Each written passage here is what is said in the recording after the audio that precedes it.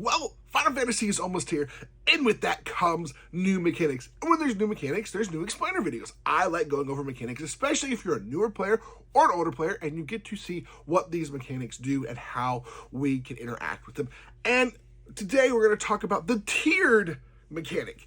We've seen something similar to this before in the past where you've got these modal where you can pay a little bit extra and to choose something, or there's choices on that, but this one is quite interesting. So how tiered work is, I'm going to be looking at Ice Magic today. So we're going to look at Ice Magic and I'll show you a few others throughout the video, but Ice Magic is 1 in the blue.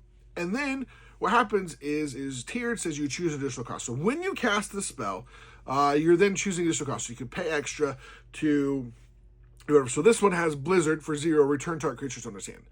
Blizzara for 2, you pay 2 extra. So now it's going to be 4 mana total.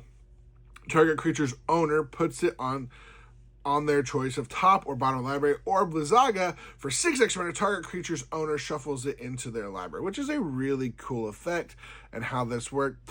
So each card of tiered is a modal spell with 3 different modes. Each mode includes an additional cost. So to cast a spell with tiered, choose one of its modes. And so as you cast this, you got to say what mode you're choosing. So if you want to cast the Ice Magic with Blizzard effect, you just pay 1 in the blue. That's it. And you say, I'm using the 0 ability. But you got to let people know, the spell's mana value, this cool thing is, you were curious about mana value, it always is going to be what is in the top corner, right corner. It is like, so it's going to be 2 or 4 or whatever the normal casting cost is. But you have an additional cost on you depending on how much mana you have and where you're at in the game.